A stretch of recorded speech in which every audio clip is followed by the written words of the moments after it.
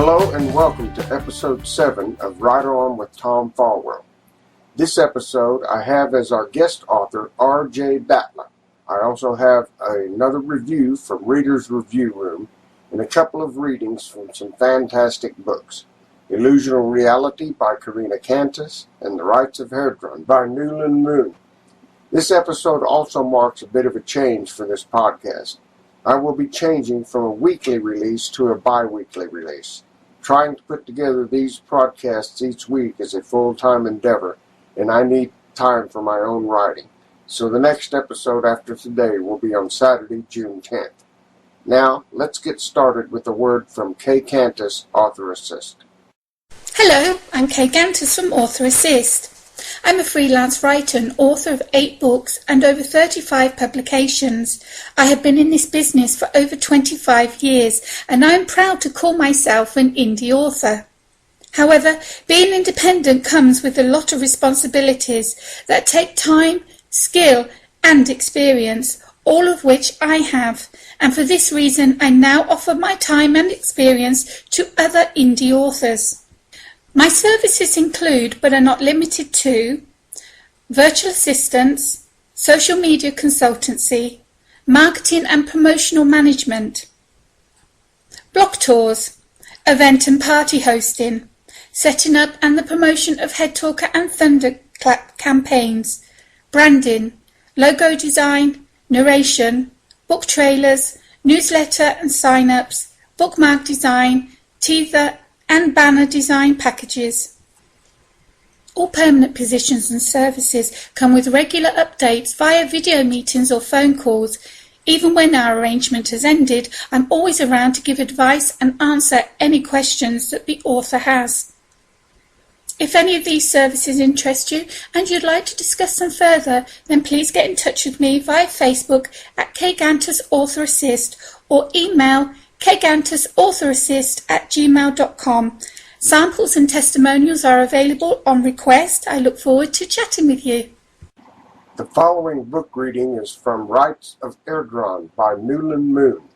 You will find a link to this book and the author on the podcast page. Prophecy. Donep caressed the spirit star dangling on his chest as he stared up at the etchings above the temple entrance. The strong incense permeated the sanctuary, and the heat of the numerous candles caused sweat to bead his brow. His eyes closed as he offered prayers to the spirit wielders for guidance. Even with the mentoring from Zedron, he did not understand. For reasons he did not fathom, he could not accept the explanations that were given to him. They seemed merely partial truths that were incongruous with the information he had discovered in the archives. Although he had been forbidden to access the ancient tomes, he needed answers and clarification. The more he researched, the more confused he became. His eyes opened slowly when he heard a faint harmonic resonance.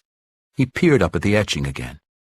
"They coalesce as one," he whispered as his brow creased. "What coalesces as one?" The harmonic resonance was louder this time. He turned, searching the smoky sanctuary. "Raise lighting levels and extinguish candles and incense," he ordered the computer. "Unmask observation panels." Once the room was filled with light, he listened, advancing toward the sound. "Computer, place a dampening field around this chamber and isolate that sound." He caressed his spirit star again, listening to the chime of the computer. The resonance increased with intermittent bursts of melodic pulses. "From where are those tones emitting?" "The location of the rhythmic tones is emanating from the seer's preparatory chamber." He looked beyond the raised dais and altar to what appeared to be a cracked, mirrored surface. His approach was slow, noticing his broken reflection as he walked. Apprehensively, he reached a hand up, grazing it with his fingers. His eyes closed again, feeling an unfamiliar sensation envelop his fingertips. He gasped as a visible spark of energy contacted his palm. It was not painful. It was a soothing heat, a draw that had him placing his other hand on the surface. Flashes of recognition, of thought seeped into his mind, ancient words that had lost all meaning. "They coalesce as one," he recited again, and the tones grew louder. "What are you doing?" Zedron's raised voice startled him. "Paladin," he said, regaining his equilibrium after the sudden severing of the connection left him dizzy. "What are you doing?" I came to commune, Seer," Donep said, gesturing to the candles and incense. "You haven't received acceptance into the Star Guild. Only those who have been blessed by the Sadrin are allowed onto the dais." "Please forgive me," he bowed, hurrying toward him.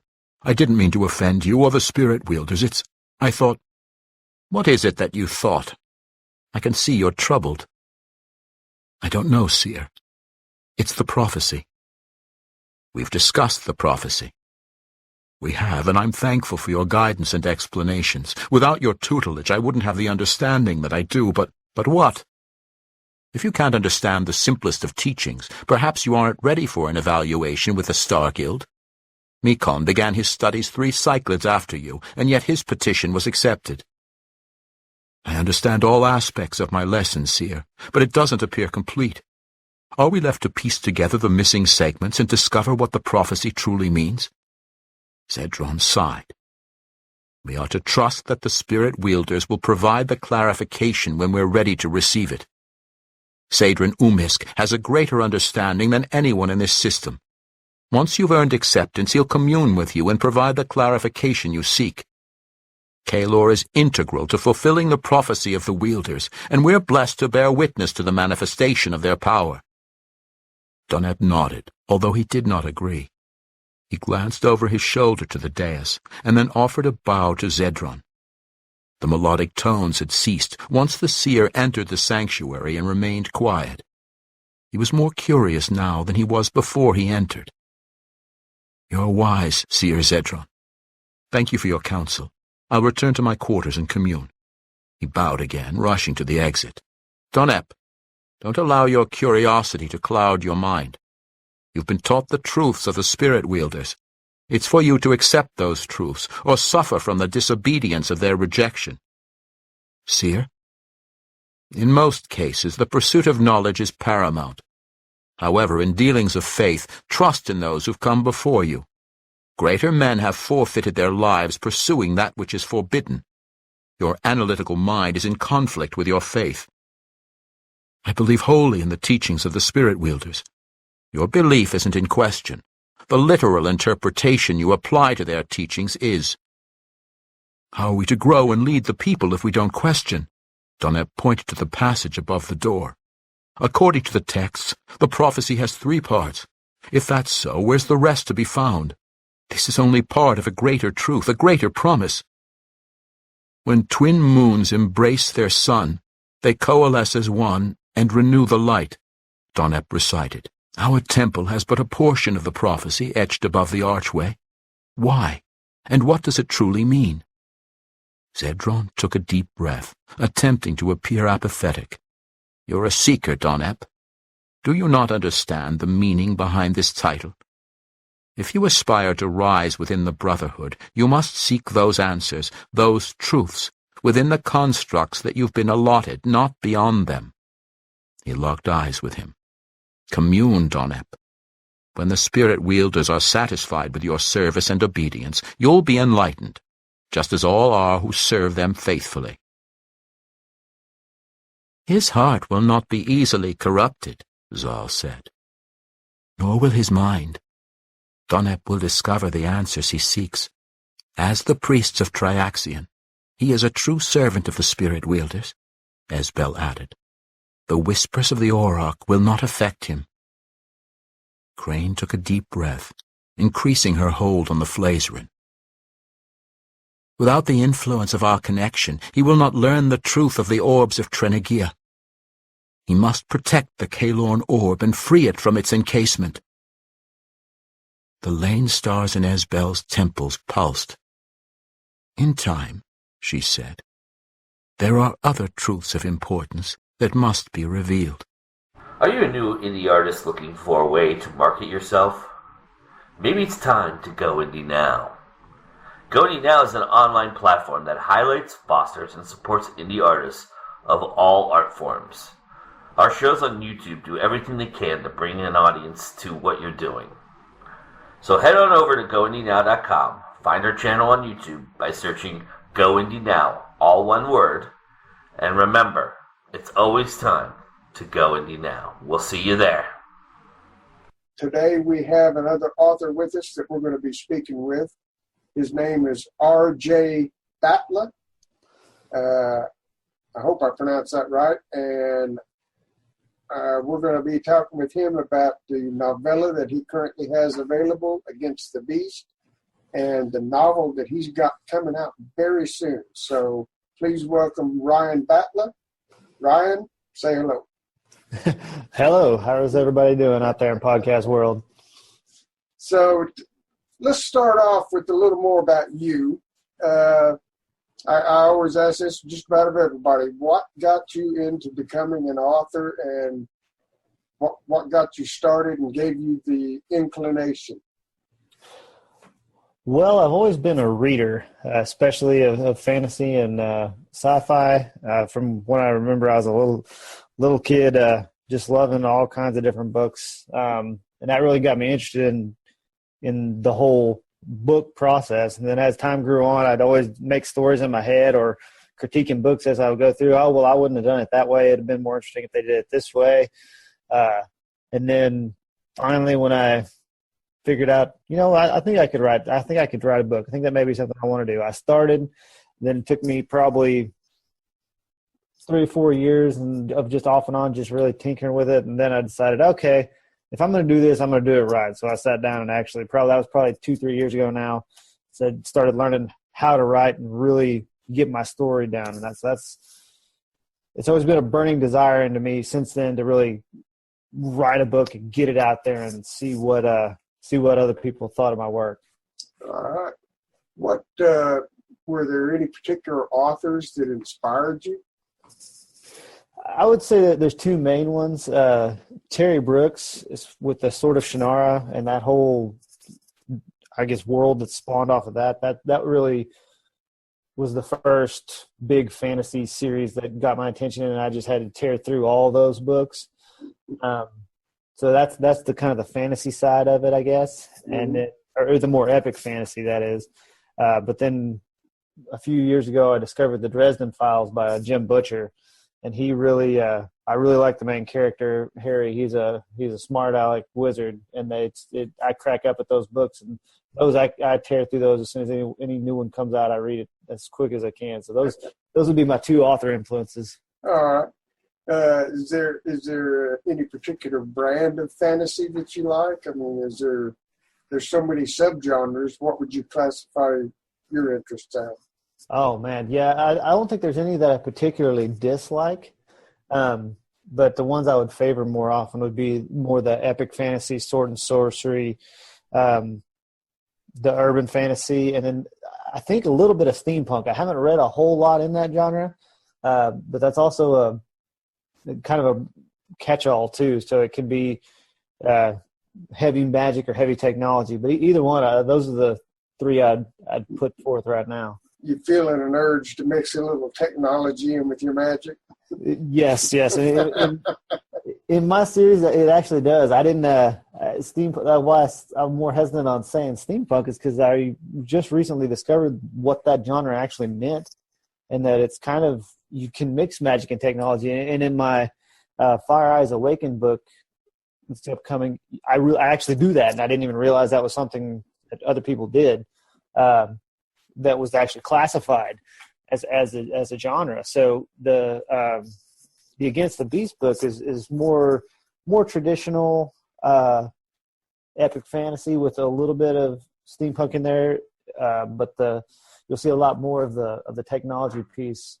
It uses magic, of course, instead of steam, but that's where the Fire Eyes Awaken, where that steampunk comes in. Okay. Well, tell us a little bit about your novella here, Against the Beast. So the novella is kind of an origin story from one of the, not the protagonists, but the main characters in Fire Eyes Awaken. So it's set probably 20 to 30, I haven't established an exact timeline, but we'll say a good 20 years before the events in Fire Eyes Awakened. But it's the main character is Roy Crowell, and he's a ranger. And I know you got rangers in your series, Tom. That's kind of what started our conversation originally. Yeah.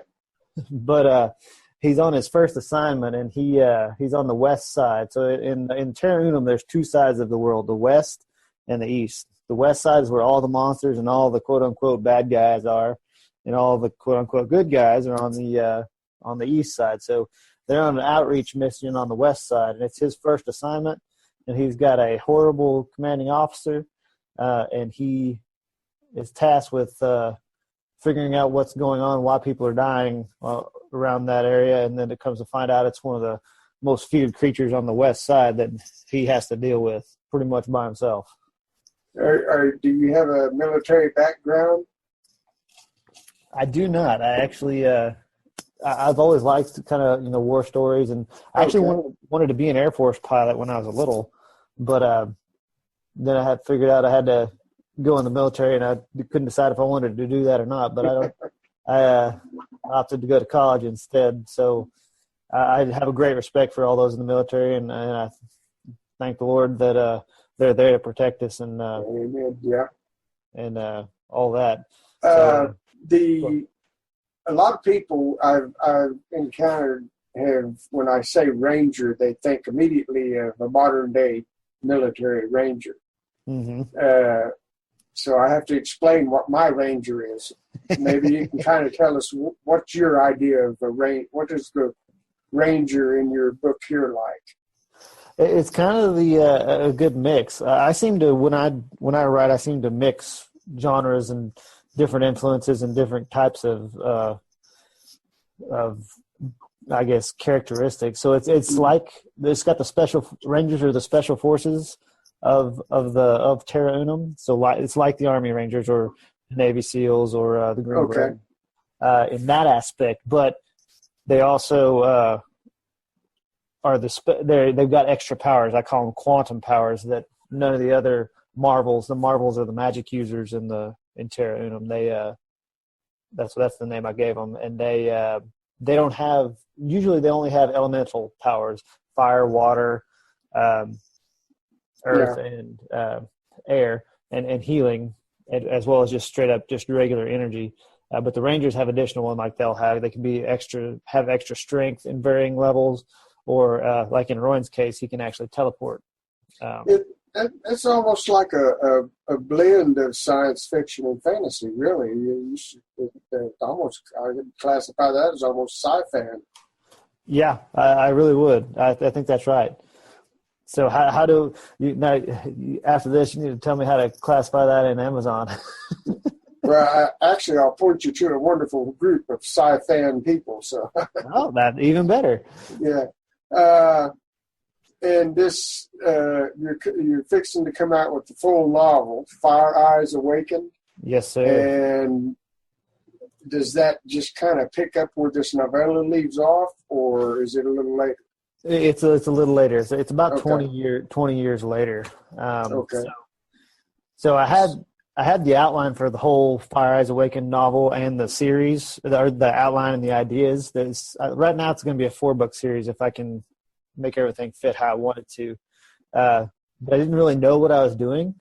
And as the process went on, I was like, you know what, I need to write something else that in this same world that I can figure out how to do this whole indie publishing thing and figure out how to do it. So I sat down and wrote this one a lot faster than it's taken me to get Fire Eyes Awakened done. And that's how I got this out so fast. Yeah, being an indie author is a lot different than people think when they first start. It surprised me too. But let's see, when did you come out with Against the Beast? That was just put out in November last year. So you're pretty new to this. Yes, sir. Very new. Welcome, boy. All I can tell you is it's a lot of fun. I've had a lot of fun, met a lot of interesting people. Yours truly it counted in on that. Well, what is it that made you decide to go indie? I mean, did you consider trying to get in with the traditional publishing at all? I really didn't consider it. Once I figured out you could do it all yourself, I like the fact that I can control, as many aspects as I can, which is also a burden because then you have to do everything. But it's also fun to learn, and I've learned a whole lot about a whole lot of different subjects doing this. Everything from website design, which I'm still not very good at, to fully outlining, writing a book, marketing a book, getting it in front of eyes of potential readers. But really, it's the control, the speed to market. I'm not on any kind of timeline. I don't have a deadline necessarily. Yeah. So I have my own internal what I would like to do. But if all of a sudden, my kids get sick, I'm going to take care of my kids. I'm not going to try. I don't have a deadline I have to hit. And plus, I can get started faster. I was able to put out Against the Beast in 5 months versus waiting potentially years before some traditional publishing house accidentally picked up a smaller book. Yeah. I noticed you've got 26 reviews on your book, in your novella, and that's pretty good being just out in November of last year. Yes, sir. You got a secret on how to get all these reviews? Yeah, you got to bribe people. No, I'm kidding. I'm kidding. Some of them are friends and family. Be it close friends or further out, extended network. Others are fellow authors who we've exchanged books and written reviews for. And then some of them I found an event where they would give prizes away for reviews, and that's where a lot of these came from as well. Where you got some good reviews, 4.7 average, which is very good, especially with that many reviews. And is there any of those reviews that you consider your favorite? Oh man, I'll look at them while we're talking and see if I can find one that I really really like. Find it and do a quick read maybe and let us hear something. Are you full-time author or you have another job? I have another job. I got a full-time day job. Okay. What do you do? I'm in supply chain in the oil field. Oh, oil field work. I used to do that a long time ago. Yes, sir. But I wasn't in the supply chain. I was on the derrick. That's a whole different ballgame. Yeah. So are you hoping to get to a point where you can be a full-time writer? I haven't decided yet. If it would work right and I could, I think I would. I think that's probably a long time off. So it's kind of like a kind of long-term goal. Okay. Right now I'm having fun doing it on the side, but it is frustrating when you're writing at night and you're in the flow, but your eyes are falling down and you can't hang them up for the morning because you got to get up and get going again. Is there any particular time of the day that you find your best inspiration for writing? It's really late at night. I'm not much of a morning person. I get up and I don't drag, but it takes me a while to get my brain going more so than my body. Mm-hmm. And then, of course, by the time I get my brain going, I'm at the day job. So it's really at night after the kids are asleep, and if my wife goes to sleep, then I'll write, and that's when I can really get going. I've always been a night owl. My mom said I would stay up all night and sleep till noon every day if she'd let me. So I did find a good review. Okay. Yeah, read it for us. Short but intense is how I would describe this one. This is Royan's first assignment, and boy, is it rough. Rumors are going around that someone is killing people, and Royan has to figure out what. There are powers associated with the elements that people can develop, as well as some extra ones. Royan happens to have a handy set of powers that help keep him alive while fighting some pretty scary monsters. Besides orcs and regular nasty things, there's a new monster in town, and there were a couple of places where things it likes to do started to raise the hairs on my arms. Creepy. It has really got me interested in the rest of the series, and I'm really hoping to see more of Royan. There is violence and no adult content. All right. That's almost sounds like an episode of Gunsmoke. The new villain in town. Yeah. I know that. It sure does. That's pretty good. Sounds like an exciting book. I actually have a copy. I haven't been able to read it yet, but you said you have the plans for how many books in the series? So for the Marvels of Terra Unum series, which is the first book, is Fire Eyes Awakened. That one right now is planned for 4 books. Okay. Depends on if I get everything in 4. It may stretch to 5, but I haven't decided yet. I've got an idea on where I want it to go, but haven't fleshed it out fully past the first 2 books, really. I've got ideas on 3 and 4, but the first 2 I've got fleshed out really well. So are you more of a plotter or a pantser? Definitely more of a plotter. Definitely Okay. more of a plotter. Now I'm not a firm plotter where this is it and this is all that's happening. Yeah. I add to it and change it all as I go all the time. Yeah, I think most do. You like to plan things out, though. Oh yeah, and I Okay. definitely write faster that way. If I had to just back when I was first starting and just writing by the seat of my pants, it was work to get out any kind of plot, or not plot, any kind of words on the page. But then now when I know what I'm writing and know where I want the story to go, I mean, it flies. I can almost type 1,000 words every hour and a half. Cool. When it's all going right. What is there one thing that you could say right now? I wish I knew when I started.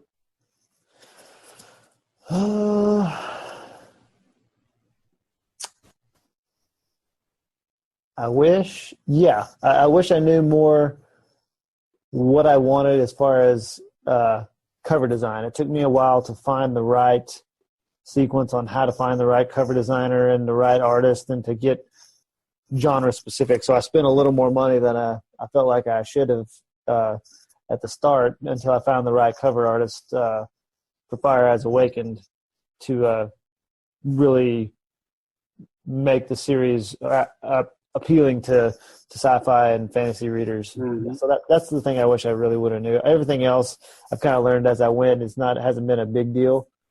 So nothing real groundbreaking. That's the only quote unquote regret or something I wish I had known. Yeah. Starting out. It sounds like you were fully aware and prepared that that you couldn't just do this for free. Oh yeah.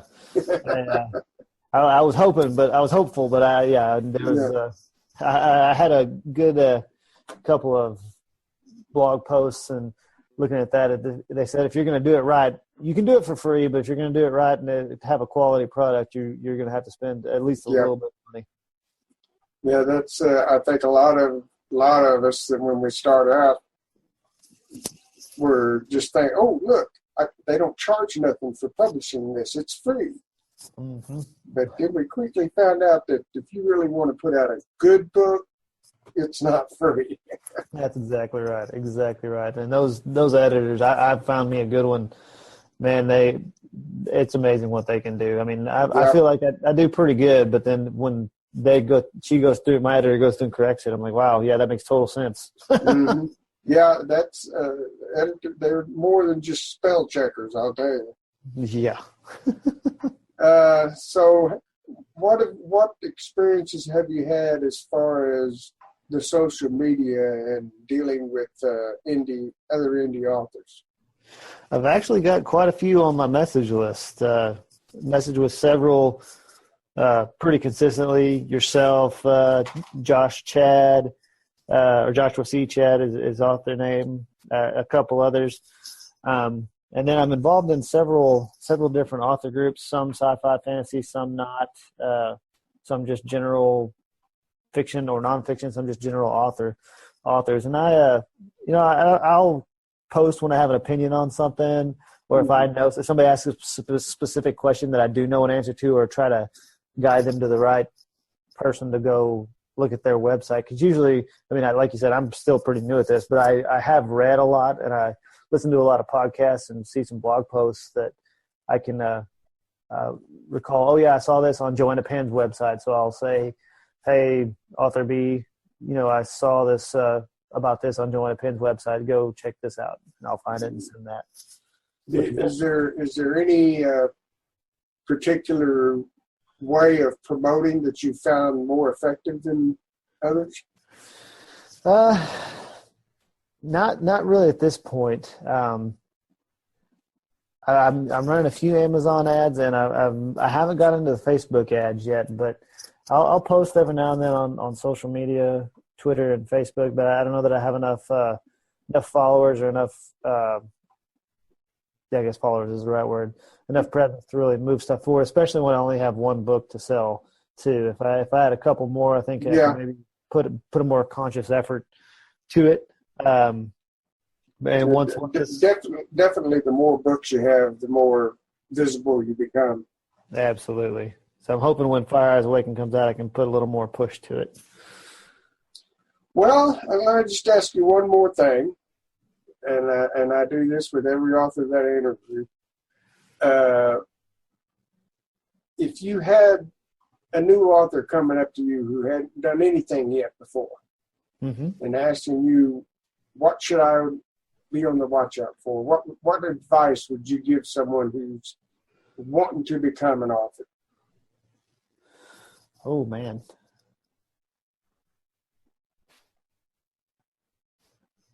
I didn't mean to stump you there. Yeah, no worries. I'm trying to think of what one or two pieces of advice I would give. It's I guess the main thing I would ask is have them think about what their goal with becoming an author is. Is it, like you were talking earlier, do they want to quit their day job and do they want to do this full time? Or is it just going to be a hobby? Or is it how deep down the rabbit hole do they want to go? Yeah. That's going to determine all your spending and what you have available and what you're willing to sacrifice and put into it.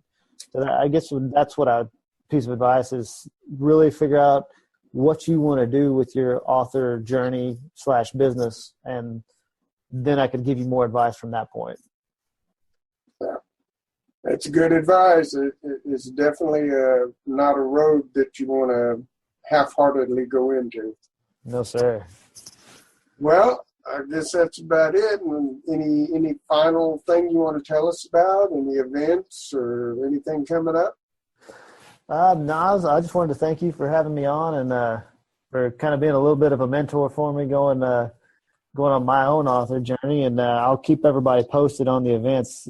Since I don't have that release date for Fire Eyes Awakened yet, I'll have to push that out whenever I figure out what I'm going to do, and I'll be pushing that out. So if anybody wants to follow me, I'm RJ Batla Author at Facebook, and RJ Batla Author on Twitter as well. Or if you want to, I actually have a free book on my website if you sign up for my email list. That's rjbatla.com. Okay. Well, thanks, and we will, if this podcast that you're going to be in, when it comes up, if you've got those links and everything, we'll be sure and show them to everybody. We'll have links to all of this on the podcast page when it comes out, so they don't have to try to remember what you said in the audio. We'll actually have something they can click. Sounds great. So, thanks, Ryan, for being with us, and we'll be seeing you around the social media. Thank you, Tom. This review for Cora and the Nurse Dragon by H.L. Burke can be found at readersreviewroom.com. This book turned out to be quite a treasure.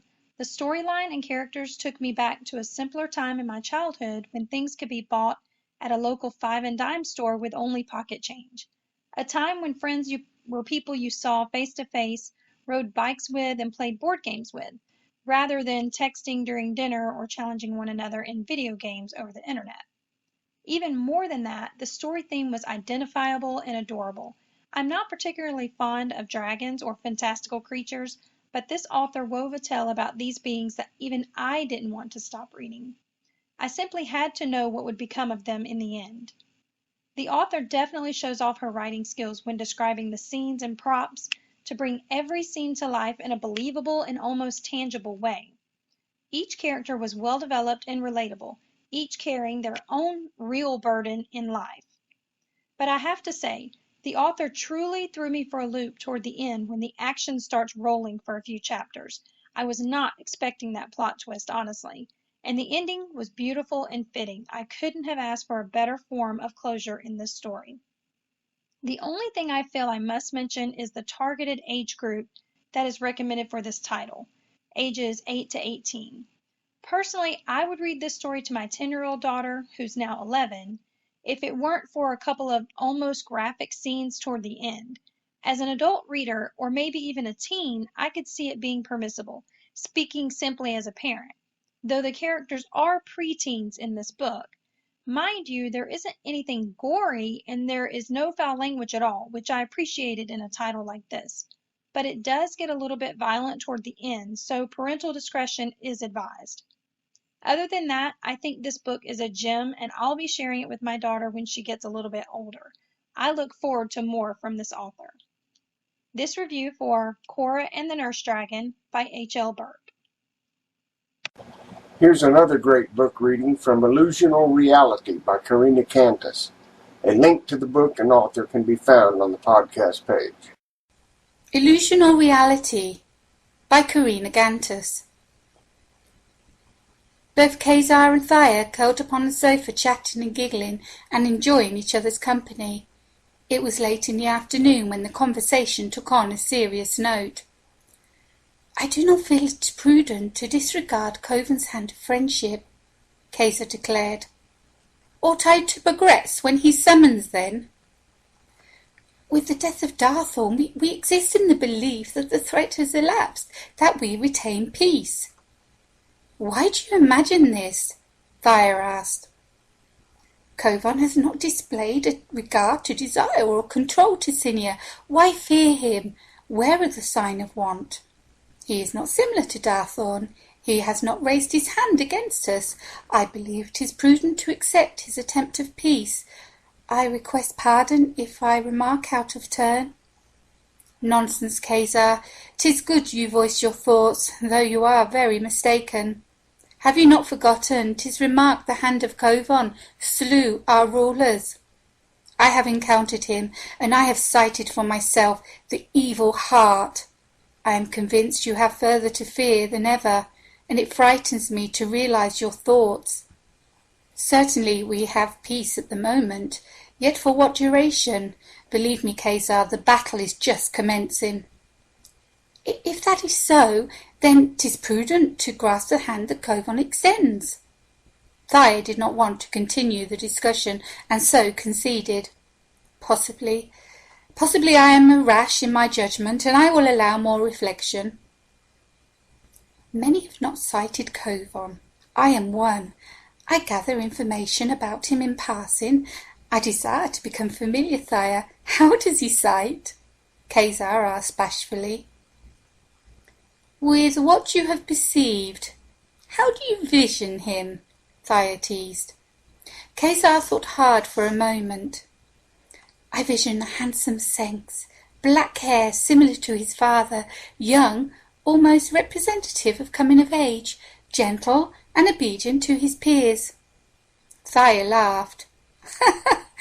"He is indeed handsome, though his eyes are cold, and I am doubtful of his obedience. I believe he respects none other than himself. As for citing young, in youth he does, though his face reveals signs of a bitter existence. However, he does retain a delicious smile, and I believe he has not dilemmas when it comes to companionship." They blushed and then collapsed into a fit of giggles. Jekar stood nearby, unseen. He smiled to himself at the thought of telling Covan what he'd heard. It seemed disappointing to harm a borer, especially one as beautiful as Thea. Jekar was certain she would have satisfied Covan. Now it looked as though she was changing her mind. She might even call upon him. Even so, orders were orders, and of course he wanted to satisfy his new master. Neither women saw the bottle appearing out of nowhere. They were far too busy laughing to notice the green liquid being poured into the wine pitcher.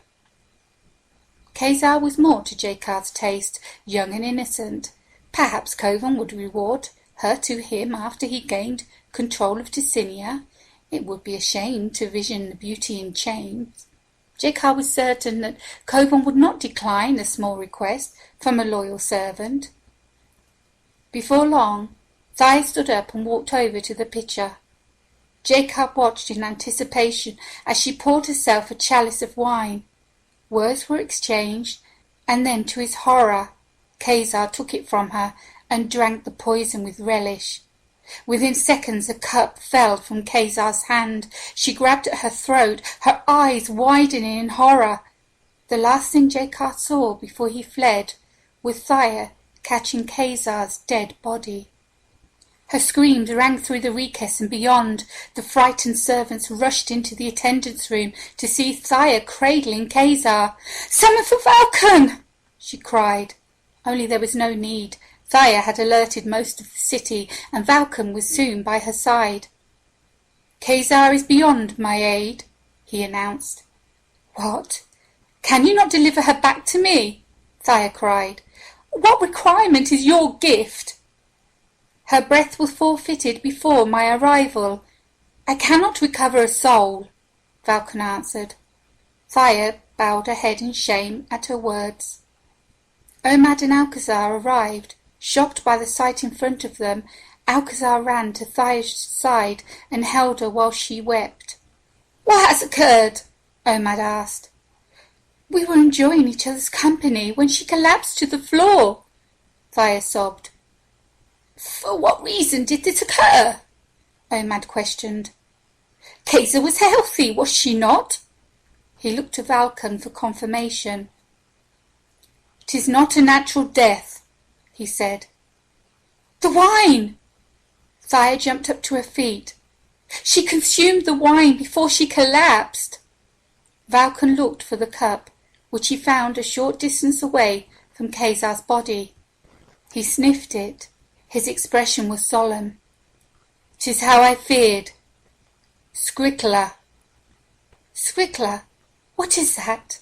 Thaya asked as she wiped her eyes. "'Tis a rare poison, originating from the Outlands," Vulcan answered. "Whoever poisoned this wine went to great efforts in the creation of this potion."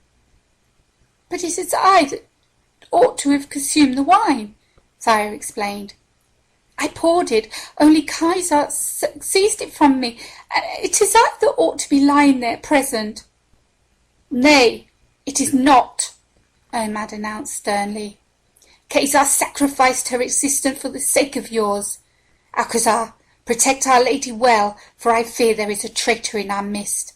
My lady, you are not to drink or eat of anything unless I permit it. Do you understand?" "I will not permit a fellow Ticinian to taste of my food prior to myself." "Nay, my lady, nor I," Vulcan agreed. "I am acquainted with the scent of poison. If your refreshments have been tampered with, I will hold awareness. Depart now with Alcazar. Remain in the Torah for my return, for I deem you will require my aid." Alcazar escorted Thaya away from the tragic scene.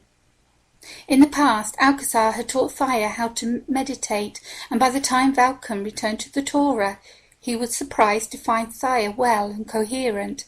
Thaya talked openly about her fears. If only I had approved the encounter with Kovan, naught would have occurred. 'Tis I that caused the death of my friend." "Nay, my lady," Vulcan objected. "'Tis prudent that you do not venture to sense, for I am secure in my thoughts that you will not be with us present." "Why did the council not heed our lady's concerns?" Alcazar asked him. "If they had treated your belief earnestly, we would have been more aware. They could have prevented Khazar's death." "I disagree with you both," Vulcan protested. "There is now to place blame, other than Kovan." Silence followed. Alcazar was then asked to leave so Thaya could rest. She finally settled to sleep, but was troubled by the thought of what light would bring. That was Illusional Reality, narrated by Karina Gantus and you can find Illusion of Reality in paperback and ebook on Amazon. Here's a couple of things you might be interested in that are happening in the indie author community. The book Anarfell by Joshua Robertson and J.C. Boyd is on sale this weekend for only 99 cents on Amazon. This is the first book in the Blood of Dragons series and is sure to please lovers of dark fantasy. You'll find a link to the book on the podcast page, and I encourage you to check it out. I'd also like to announce that you can read Dulled Mind by Jared J. Fleming free on Royal Road Legends. This serial novel is updated every Friday at 6 p.m. Central Time. It follows the adventure of Naomi, a scion who can manipulate objects and people with her mind. A science fantasy tale that I'm sure many of you will love. Check it out with the link you will find on the podcast page. C.G. Blade's pseudoverse novels are a sarcastic look into mankind's race to develop the first conscious artificial intelligence and achieve singularity. The problem is that most of the runners in this race are sadistic, hell-bent on destruction of DNA as we know it, and have a fondness for those missing a Y chromosome. Why, you ask? From cobalt to crimson to emerald, this is one wild, mysterious roller coaster ride as a hidden puppet master is slowly but surely gaining ground on humankind. C.G.'s newest novel, Onyx, goes back 26 years before Cobalt and explains the beginning of it all. Will humanity finally become steady? Tropa is all around us now as heliotrope starts to take shape. We hope you enjoy this little slice of science fiction heaven which fuses historical science fiction, satire, horror, and plenty of hidden Easter eggs along the way. Join us in liberating the pseudos from Pseudosynth Press Publishing. That's all the time we have for this episode. I hope you will join me in 2 weeks for another great episode of Write On with Tom Fallwell. So until then, all you authors out there, write on.